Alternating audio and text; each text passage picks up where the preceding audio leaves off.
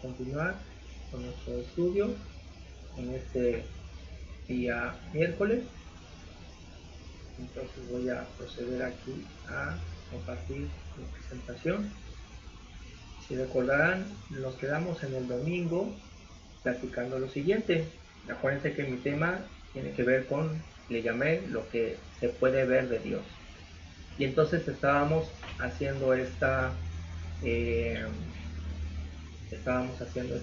análisis que precisamente tenía que ver con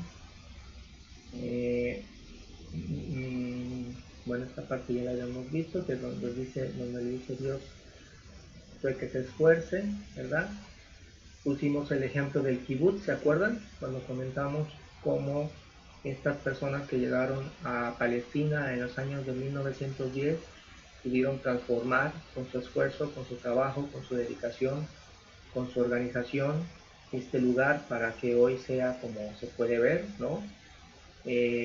Y entonces yo les ponía esa comparación de que precisamente es cuando Jehová nos dice que si uno cumple la ley, y que también Jesucristo nos lo vuelve a insistir, cuando nosotros hacemos realidad esa ley, es cuando entonces se plasma la sabiduría de Dios y se hace visible, se hace presente, se hace tangible. Y es así como entonces ponemos este ejemplo de precisamente de lo que nuestro Dios nos dice, ¿no? Y luego comentamos otra parte en donde, por ejemplo, en Job, Satanás pone en tela de duda la integridad de la humanidad, tomando como un ejemplo a Job, porque aquí digamos que Satanás nos acusa de ser solamente unos seres convenencieros, es decir, que como si dijera que Dios compra su amor de nosotros hacia Él por favores, ¿sí? Esa es la acusación que está haciendo aquí Satanás. La humanidad te quiere a ti, Dios, solamente porque le das favores. Esa es la acusación que él hace hacia nosotros. Entonces nosotros vemos a través de la obra de Job que entonces la respuesta que Job y Dios precisamente nos permite aprender en esta narración es que no. Dependería también de nosotros, porque ya la respuesta que aquí daremos es una respuesta individual. ¿Quién de nosotros realmente aprende a amar la justicia y la sabiduría por el beneficio y el valor que tiene defenderlas, y quién lo hace solamente por pura, pues como decía aquí Satanás, ¿no? Que simplemente por pura conveniencia? También vemos que repitió la misma acusación cuando habló con Jesús y le instó perdón, a que convirtiera una piedra en pan simplemente porque en ese momento Jesús tenía hambre. Pero vemos que Jesús le contesta y le dice que no, porque realmente el hombre vive por la palabra que sale de la boca de Dios, y esa palabra nos da vida a nosotros cuando nosotros la hacemos realidad, mis hermanos, porque no se trata solamente de que escuchaste la palabra de Dios, porque acuérdense que hay una parte que dice muy claramente: no son los oidores de la ley los que agradan a Dios, y escuchar la ley pues cualquiera la puede escuchar, sino son los que la hacen.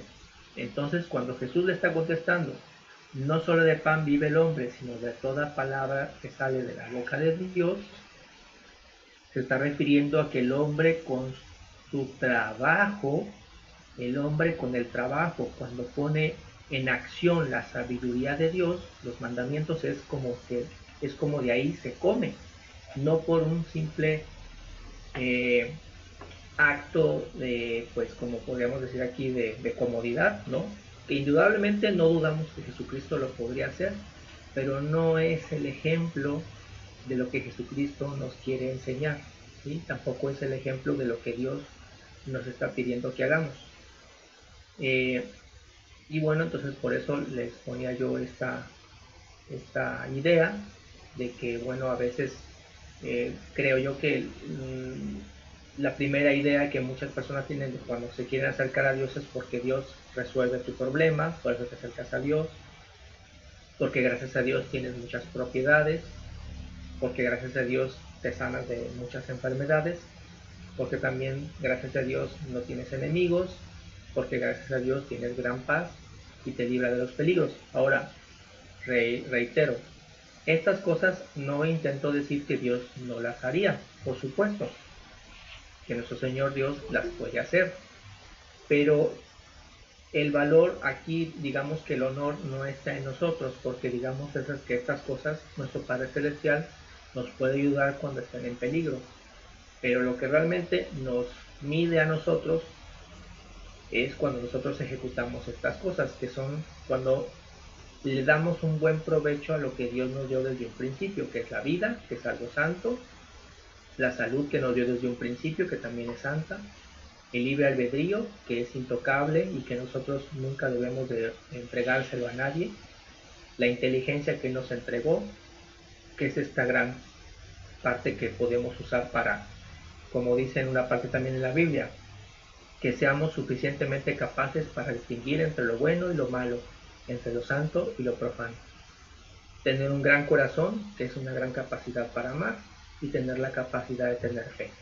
Entonces, en esa reflexión les decía yo que estas, las que están en color azul, son las que son lo que Dios le da a todo ser humano, a todo hombre, toda mujer, y que por ello eso es lo que Dios anhela y aspira a que nosotros le saquemos un muy buen provecho a esas cosas, porque lo que está en verde, si Dios lo resuelve, pues es una obra que Él hace hacia nosotros, pero a nosotros se nos pide que demos resultado con lo que Él nos dio, que sería esto, que serían como los talentos.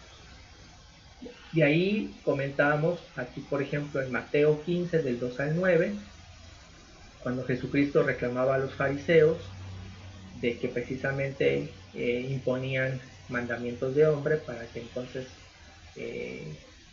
las personas no cumplieran a capacidad lo que Dios había ordenado desde un principio, y los acusa precisamente cuando dice: este pueblo de labios me honra, pero su corazón está lejos de mí.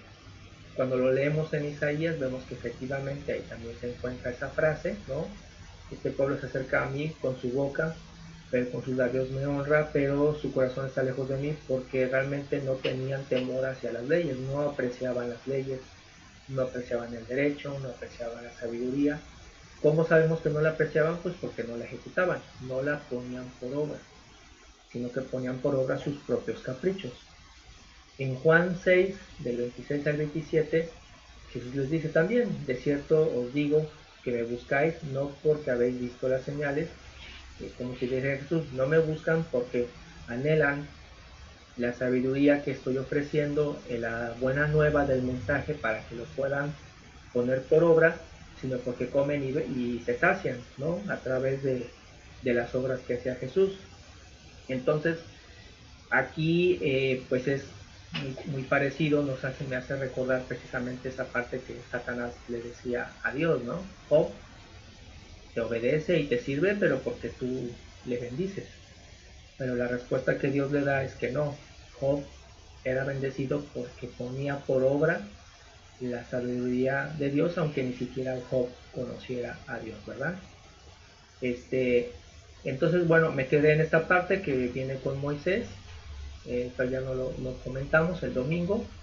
Es el momento en el cual Moisés con el pueblo de Israel está a punto de pasar el mar. Entonces leamos ahora Éxodo 14 del 10 al 15. Y no sé, a ver, Polita, si nos lees Éxodo 14 del 10 al 15. Que cuando Faraón se hubo acercado, los hijos de Israel alzaron sus ojos, y he aquí que los egipcios venían tras ellos, por lo que los hijos de Israel temieron en gran manera, y clamaron a Jehová, y dijeron a Moisés: no había sepulcros en Egipto, en Egipto, que nos has sacado para que muramos en el desierto. ¿Por qué has hecho así con nosotros, que nos has sacado de Egipto? ¿No es esto lo que te hablamos en Egipto, diciendo: déjanos servir a los egipcios? ¿Déjanos servir a los egipcios? porque mejor nos fuera servir a los egipcios que morir nosotros en el desierto. Y Moisés dijo al pueblo: no temáis, estad firmes y ved la salvación que Jehová hará hoy con vosotros, porque los egipcios que hoy habéis visto, nunca más para siempre los verás. Jehová peleará por vosotros y vosotros estaréis tranquilos. Entonces Jehová dijo a Moisés: ¿por qué clamas a mí? Di a los hijos de Israel que marchen. Gracias. Muy bien, gracias, mi hermana. Entonces, en esta narración es muy interesante porque precisamente vemos nosotros aquí este momento culminante, ¿no? En donde el pueblo ya había pasado el momento en el cual habían visto con sus propios ojos las 12 plagas que habían acontecido en Egipto. Después de haber visto las plagas, ellos mismos salieron, y cuando el ejército los perseguía, ellos mismos vieron como una columna de fuego los guiaba en la noche, y después esa misma columna se puso detrás de ellos para impedir que los egipcios llegaran, y también se puso una nube, una gran neblina que no permitió que jamás el ejército llegara a ellos. Pero aquí es muy interesante esta reflexión que nos hace ver el relato, porque algunas veces pareciera que luego podemos actuar todos de esta manera, en la cual, aunque precisamente la intención del Señor es que ellos como nación, como familia, pudieran vivir en total libertad, no una libertad simulada, sino una libertad total, pero que al mismo tiempo, como podemos comprender a través de Jesucristo, la libertad lleva responsabilidad. Entonces, ¿qué podemos entender primero de la queja, del reclamo que están haciendo ellos hacia Moisés? ¿Cómo es posible que le digan que era mejor vivir en esclavitud para pues tener ciertas comodidades, entre comillas, a intentar vivir en libertad y a lo mejor morir en el intento? Es una reflexión muy interesante que nos hace ver aquí el Señor esta narración, porque pues creo yo que hasta el día de hoy es vigente, ¿no? En donde a veces nos preguntamos, la humanidad, ¿no? ¿A qué estás dispuesto? ¿A vivir en una esclavitud de comodidad o luchar por la libertad, pero que eso te va a llevar a ser responsable? Entonces, yo en lo particular, que comparto esto con ustedes, me parece que Dios siempre eh, demanda que el que quiera vivir en el reino de los cielos tiene que aprender a ser responsable y luchar por la justicia y por la verdad, y no quedarse, como dice también el apóstol Pablo, no os conforméis con el presente siglo malo. Y aquí vemos esta gran reflexión en la cual primero ellos ahora reclamaban en ese momento a Moisés que cómo era posible que los hubiese sacado, que hubiese sido mejor que muriera bajo la servidumbre de Egipto y no haber intentado pelear por su libertad. A ver, voy a darle palabra a Rocío. Adelante, Rocío. Sí, de hecho, yo creo que eso nos toca mucho cuando, por ejemplo, no es mi caso, pero una persona sale de, por ejemplo, el narcotráfico, de las drogas, sale de ese mundo y empieza a ser bueno, y empieza a darse cuenta que la gente buena pues tiene carencias, tiene problemas. En cambio, cuando era narcotraficante pues tenía todo el dinero, todos los lujos, y es donde nos sirve para ejemplo, ¿no? Porque al final de cuentas, pues, las cosas que uno espera de esta vida no son para esta vida, son para la siguiente. Entonces, siento que ese es un ejemplo para cuando dejamos algo que nos hacía la vida cómoda o la vida placentera, ¿no? Gracias. Sí, Marita, gracias. Y sobre todo porque creo que aquí lo que nos enseña el relato y la importancia de leerlo es que nos demos cuenta de que podemos, cada uno de nosotros, si tenemos las fuerzas para precisamente pelear por nuestra libertad, y que en ese proceso de pelear posiblemente sí lleguen amenazas fuertes, ¿no? Como podemos ver aquí que pues sí, indudablemente se espantaron, ¿no? Porque vieron al ejército y pues se dieron cuenta que los soldados no iban a platicar con ellos, ¿verdad? No iban así a jugar, a platicar, ¿no? Sabían que iban a matar, iban a eso, al ejército.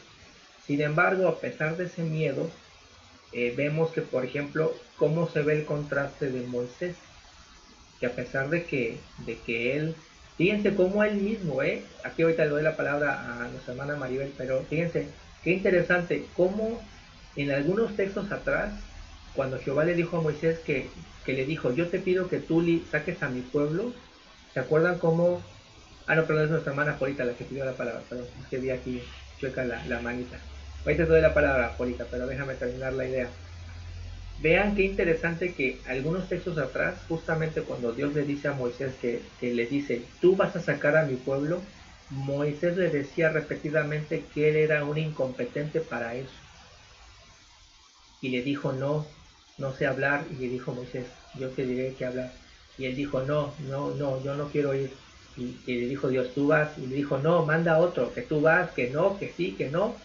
Y sin embargo, vean aquí en el versículo 13, cómo es el Moisés hablando ahí mismo de su propia voluntad. Cómo les está diciendo, cómo es posible que este hombre en ese momento, al ver este cuadro, que algunos, como se ve que sus hermanos estaban desesperados, él pudo mantener esa cordura y decirles, no temáis, estad firmes y ved la salvación que Jehová hará hoy con vosotros. Esa es una voz de un hombre que efectivamente vemos que por eso Dios no se equivocó, por eso cuando Dios le dijo, tú vas, es porque sabía que él podía. Entonces, digamos que esa es la misma reflexión que nos hace Dios a nosotros.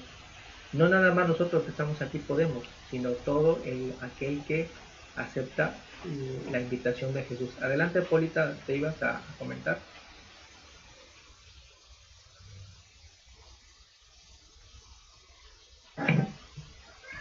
Sí, es que verdaderamente el pueblo no creyó, pues no se quiso esforzar, porque por eso el Señor decía, mira que te mando que te esfuerces. A Josué le decía, y pues lo mismo era para todos, pero no se esforzaron, no creyeron plenamente.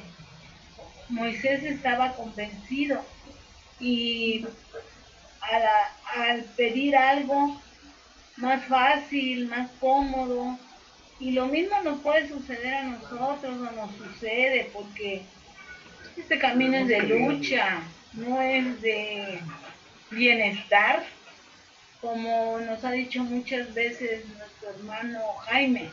Mucha gente cree que al llegar todos sus problemas se van a resolver. No, a veces se empeoran. ¿Por qué? Porque hay una lucha constante, porque tenemos lucha, dice, no contra sangre y carne, sino contra huestes espirituales. Son nuestros enemigos. Y el que vence es el que va a obtener la corona de la vida. Entonces, esto no es de bienestar, es de lucha, de batalla. Por eso dice el apóstol Pablo, he peleado la buena batalla, cuando se despide. Entonces así, pues es difícil decirlo, digo hacerlo, es fácil decirlo, yo lo estoy diciendo y no sé cómo va a ser cada una de nuestras pruebas, pero deben de ser difíciles porque somos pasados todos a fuego. El fuego que lastima. Nada más, mi hermano. Pero le añadiré a lo que acaba de decir nuestra hermana Polita, que sí quema y lastima, pero nada más lo que se debe de achicharrar y queda lo bueno. Queda lo bueno, queda lo que dura, queda lo que debe de quedar. Eso es lo bueno, esa es la parte hermosa que Jesús nos dice, los voy a hacer nuevos y los voy a hacer más bonitos, ¿no? Y eso es algo muy bonito que Él nos dice. Ahora, vean, antes de pasar a otro texto, como también yo les marqué ahí en amarillo que dice, primero, les dice Moisés al pueblo, no se preocupen. Pero luego parece que Dios le reclama a Moisés porque le dice, entonces Jehová le dice a Moisés, ¿por qué clamas a mí? Y bueno, aquí el texto lo acabé ahí, pero si ustedes leen todo el capítulo 14, se darán cuenta que es porque parece que ahí nuestro Señor le está diciendo a Moisés, no tienes que pedirme a mí, yo ya te di el poder, yo ya te lo había dado. ¿Por qué? Porque precisamente en el versículo 16 le dice que extienda su báculo. Le había dado cuando Moisés encontró a Dios la primera vez en el monte, que fue cuando estaba quemándose la zarza. Él, acuérdense que estaba haciendo la actividad de pastoreo. Entonces Moisés ya llevaba una vara que él mismo, me imagino que era su vara que llevaba todos los días para hacer su labor de pastor. Entonces, cuando en la plática que tenía Moisés con Dios, en algún momento Moisés le dijo, es que cómo me van a creer mis hermanos que tú me enviaste. Entonces le dijo Moisés, le dijo Dios a Moisés, ¿qué tienes en tu mano? Y entonces Moisés le contestó, una vara. Entonces Dios le dijo, arroja la vara al suelo. Y cuando la vara la arrojó Moisés al suelo, se transformó en una serpiente. Después le dijo el Señor, toma a la serpiente por la cola, la volvió a tomar y volvió a hacer una vara. Entonces, en el versículo 15 de aquí de Éxodo 14, cuando le dice Dios a Moisés, ¿por qué me estás hablando? ¿Por qué me clamas? ¿Qué me...? Es casi como que le está diciendo, ¿por qué me interrumpes? O sea, le está diciendo a Moisés, tú ya tienes la capacidad para resolver el problema. Por eso en el versículo 16, ya no se los puse, pero ahí dice, extiende tu báculo y divide el mar. ¿Sí? Entonces lo marqué así porque es interesante ver cómo el Señor tiene toda esa fe en nosotros, de que nosotros podemos resolver el problema, y a veces pareciera que nosotros no creemos en nosotros mismos, como ahí el pueblo lo estaba haciendo. El pueblo estaba teniendo poca fe en ellos mismos, no tenían fe en lo que Moisés les decía, y por eso tenían ese miedo, ¿no? Pero aquí cuando Moisés pues yo le dice, no, o sea, ya te di tu capacidad, hazla, ¿no? Y es interesante ver cómo Dios nos reitera que nosotros podemos. Ahora bien, vamos a hacer entonces el resumen de todos los textos que hemos visto hasta esta parte, que comenzaron desde el día del viernes que comencé. Entonces tenemos, por ejemplo, en Génesis 1:28, Dios nos dice, fructificad, multiplicad, llenad la tierra y sojuzgarla. En Deuteronomio 4:6 nos dice, porque esta es vuestra sabiduría y vuestra inteligencia ante los ojos de los pueblos. Es decir, nuestro Señor nos deja muy claramente que nosotros tenemos la capacidad y la misión de demostrar que somos capaces de administrar, de sojuzgar la tierra, que también se puede entender como nuestras vidas, ¿sí? En Josué 1:8 habla de que precisamente cuando nosotros tomamos en consideración la sabiduría de Dios, sus leyes, y se hacen, dice, para que guardes y hagas conforme a todo lo que en él está escrito, o sea, el libro de la ley, porque entonces harás prosperar tu camino y todo te saldrá bien. Entonces yo aquí la reflexión que hago, mis hermanos, es que por supuesto que nuestro Padre Celestial concede bendiciones para resolver algunas situaciones complejas en las cuales podemos estar, ya sea que lo pidamos o no se lo pidamos. Por supuesto que Él tiene ese poder, pero yo quiero recalcar, mis hermanos, que la parte más importante es cuando Dios observa que nosotros ponemos en acción las virtudes y las capacidades que Él nos dio desde que nacimos. Y eso es por eso que veo estos textos. Y esto es lo que yo también menciono, que es lo que se ve de Dios. Cuando yo me pregunto, mi fe, mi enseñanza que me han dado a lo largo de los años, ¿vale la pena?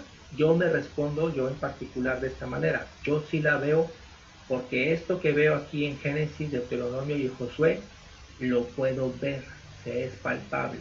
Yo veo que las personas que ponen por obra estas capacidades que Dios nos ha dado son las personas que generan, digamos, permítanme usar esta palabra, riqueza, ya sea riqueza humana, riqueza espiritual y hasta riqueza material, porque veo que eso es lo que provoca la sabiduría de Dios.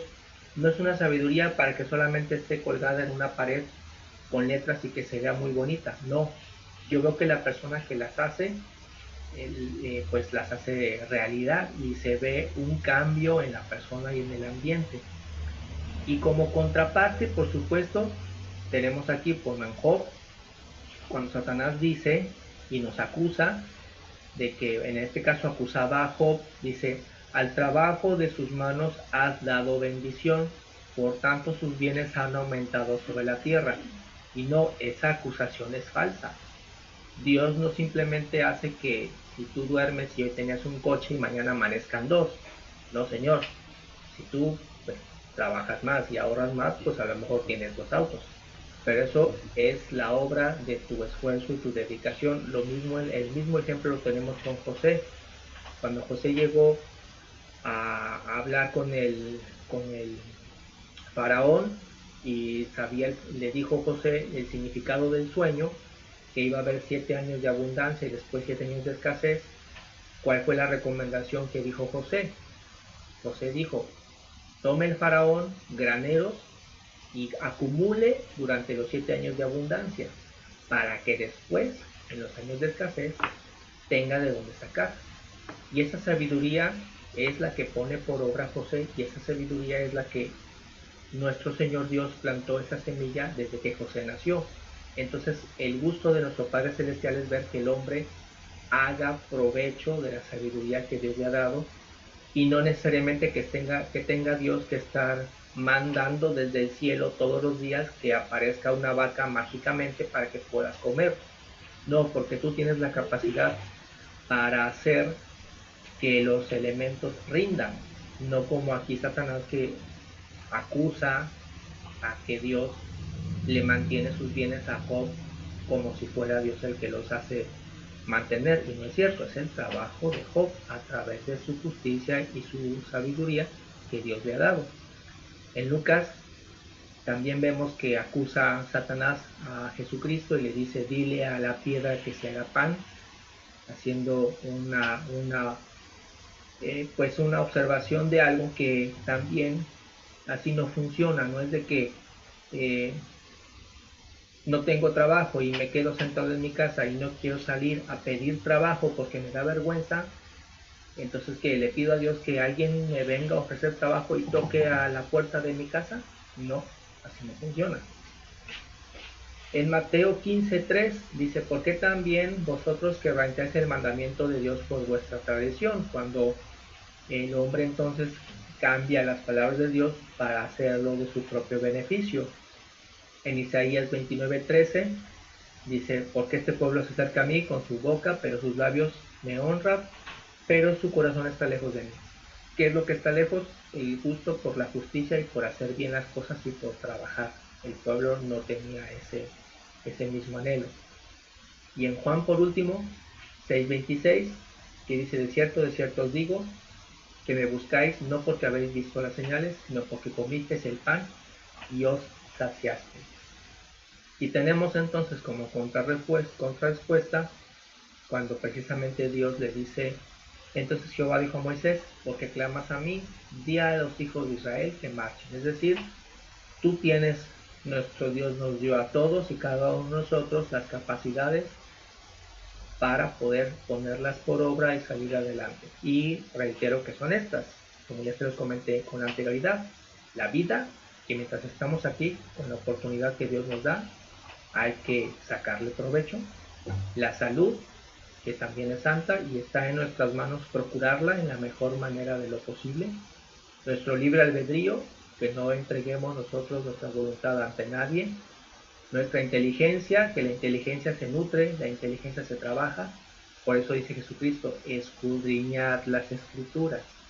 La palabra escudriñar viene implícito estudia, y estudia significa lee, trabaja, ¿no? Compara, analiza, medita, ¿sí? Comprueba.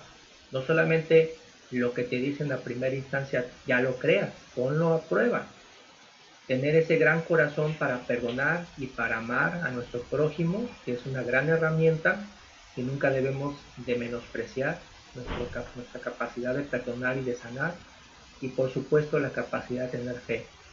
Sobre todo, ¿saben qué, mis hermanos? Siento que es muy importante que los que somos más grandes, es nuestra responsabilidad que en los más jóvenes, en los niños y en los jóvenes, no echemos a perder en ellos su capacidad de tener fe. Porque recuerden que la primera fe que tienen los niños y los jóvenes es en nosotros mismos, los más grandes.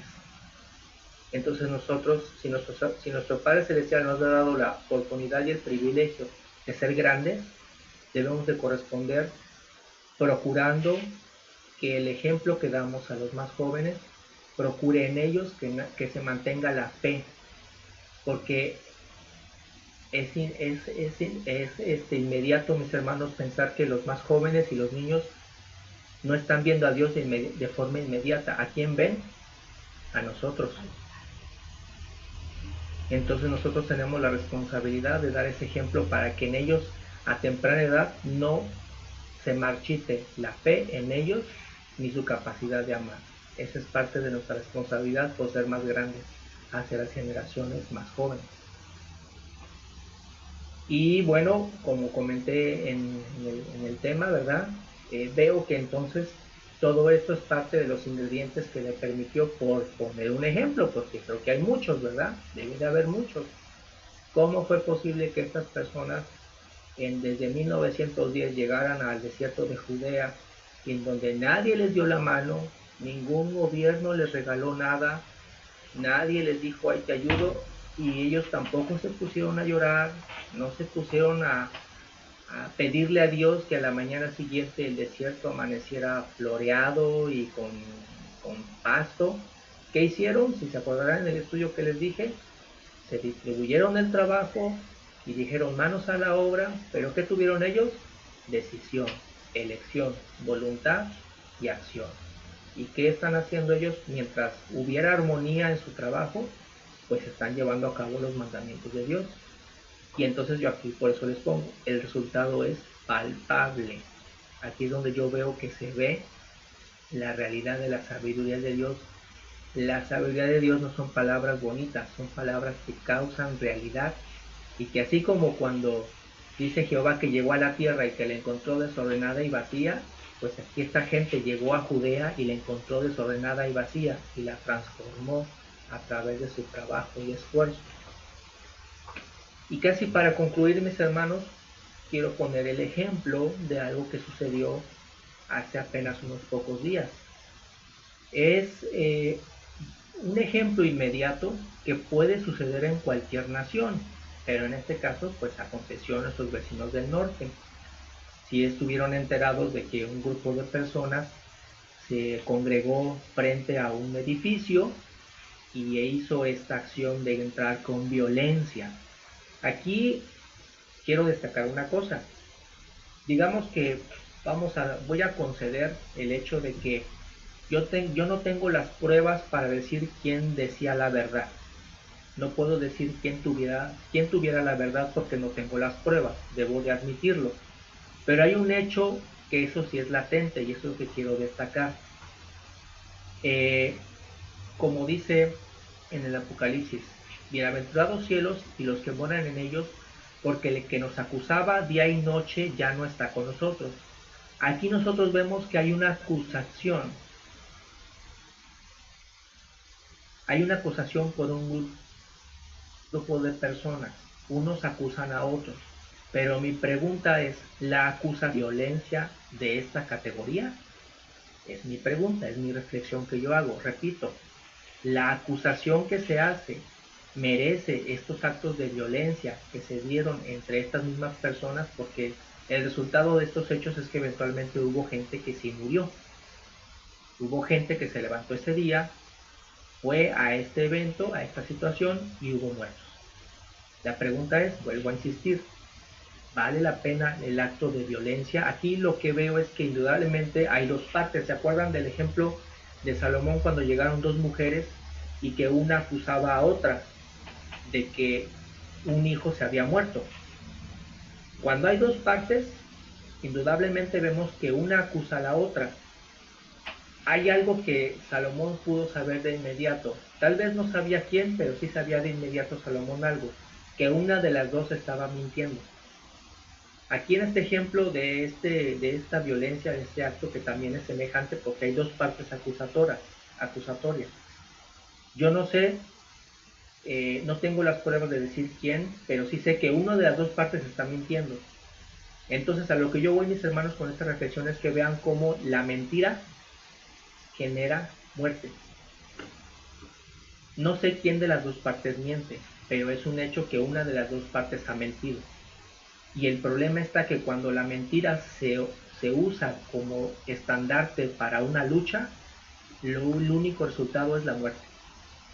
Así como esas dos mujeres, Salomón sabía que una de las dos estaba mintiendo. No sabía quién al momento, pero sabía que una de las dos mujeres mentía. Entonces, cuando Jehová dice y Jesucristo dice que la mentira no es nuestra aliada, también es cuando aquí veo que por eso la sabiduría de Dios es palpable, porque entonces veo que la mentira es un mal que debe extirparse de nosotros y de cualquier persona, porque nunca es una solución en usarla, ¿sí? Y por eso pongo aquí, léanme por favor, Yoris, me lees Isaías 24 del 1 al 6.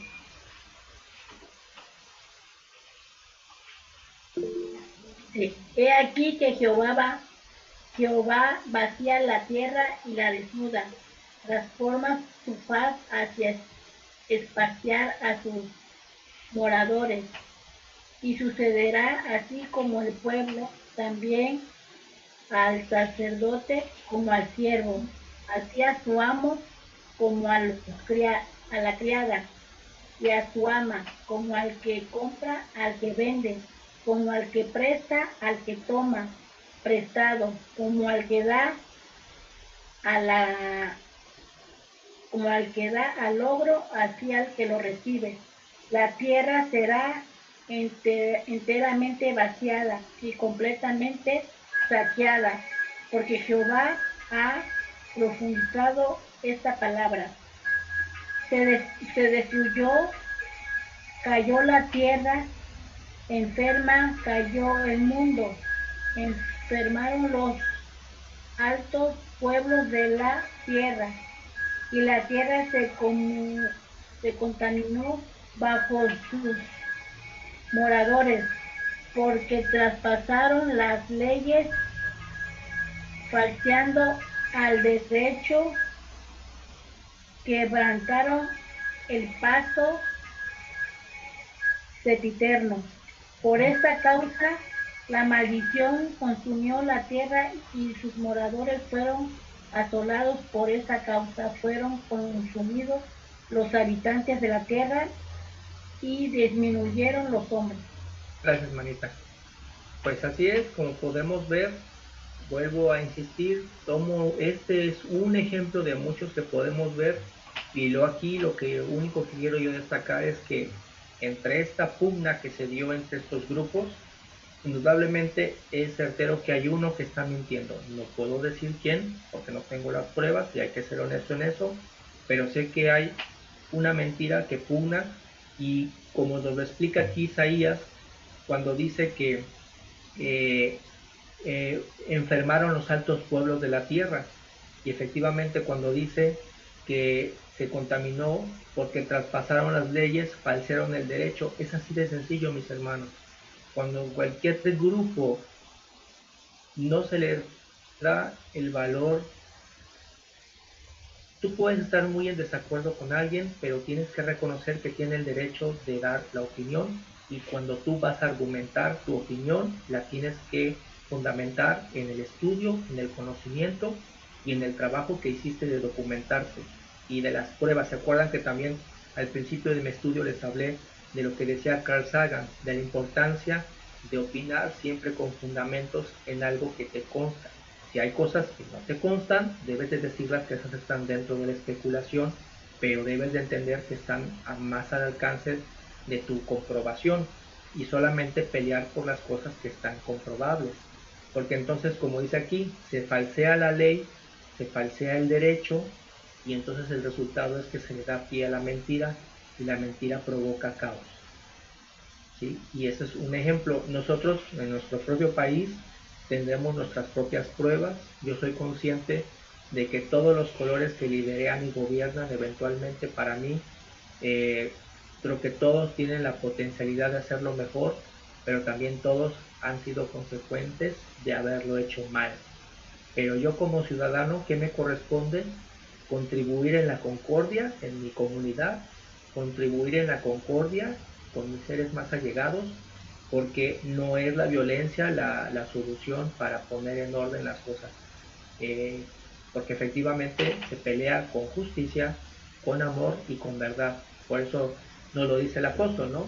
No seáis vencidos de lo malo, sino vence con el bien el mal. Y para concluir, me gustó mucho esta frase, no sabía que lo había dicho él, pero se los dejo, es una frase muy bonita, que precisamente lo dijo hace muchos años Martin Luther King, que dice: un hombre no mide su altura en los momentos de confort, sino en los de cambio y de controversia.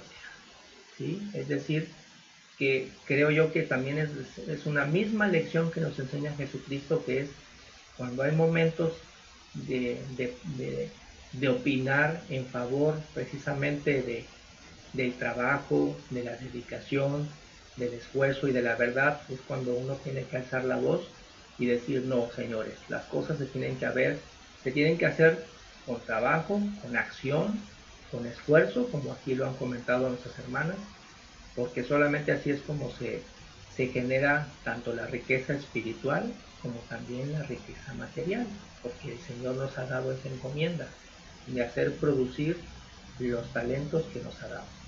Y pues con esta reflexión, mis hermanos, también de Martin Luther King, concluyo mi estudio de este tema. Que el Señor les bendiga y les guarde. Jehová, Jesús y el Espíritu Santo.